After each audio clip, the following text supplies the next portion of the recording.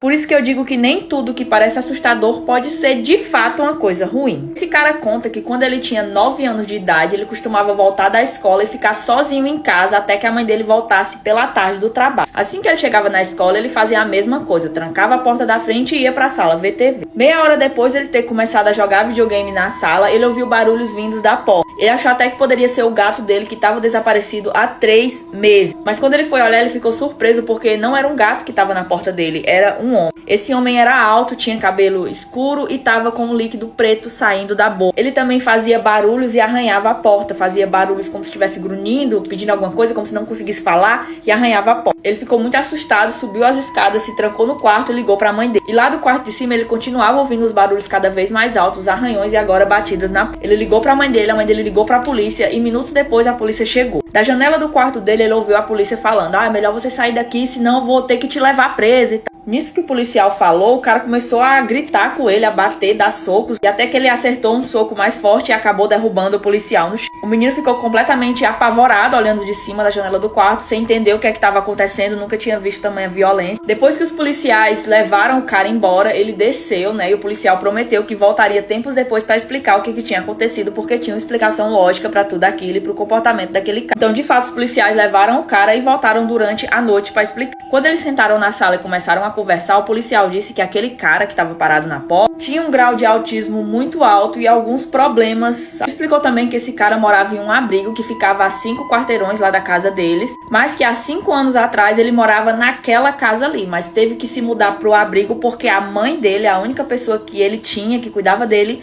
morreu de forma repentina. E o policial disse que ele ficou tão violento daquele jeito porque ele não queria sair da casa, já que era a casa que ele morava e que a mãe dele cuidava dele. Então, aí tudo bem, o tempo se passou, nunca mais esse cara apareceu, só que quando a criança já era adulta, já tinha seus 20 e poucos anos, esse cara voltou a aparecer. Nesse tempo, a mãe e o pai dele já não moravam mais na casa, ele tinha comprado a casa pra ele, morava lá sozinho. Quando pela janela ele viu que esse cara tava parado na porta, fazendo barulhos, batendo e arranhando, que nem tinha feito há 16 anos atrás. E agora, inclusive, ele tava com cabelo grisalho, e isso chamou muita atenção do cara da casa, porque ele pensou: caraca, depois de tanto tempo ele ainda voltou procurando a mãe que ele acha que ainda mora aqui. E antes que ele pudesse fazer alguma coisa, o cara pulou a cerca e entrou dentro do jardim da casa dele. Ele desceu desesperado, achou que o cara fosse nocautear ele quando ele se aproximasse, mas não. Assim que o cara olhou pra ele, o cara sorriu. Aí ele convidou o cara pra entrar dentro de casa, eles sentaram no sofá e o cara parecia tão feliz, assim, com o rosto iluminado, um brilho, como se estivesse extremamente satisfeito por finalmente ter entrado na antiga casa dele. Ele colocou o cara pra assistir desenho animado e ele passou cerca de 2 horas sorrindo, feliz e rindo, assistindo o desenho animado. Mas claro que ele teve que ligar pro abrigo tempos depois, eles chegaram 10 minutos depois e levaram o cara de volta pra... Porém, depois disso, ele ficou tão chocado com toda aquela história que virou amigo do cara e todo domingo ele convida o cara pra ir assistir desenho dentro da casa dele. E esses são os dias mais felizes da vida de ambos.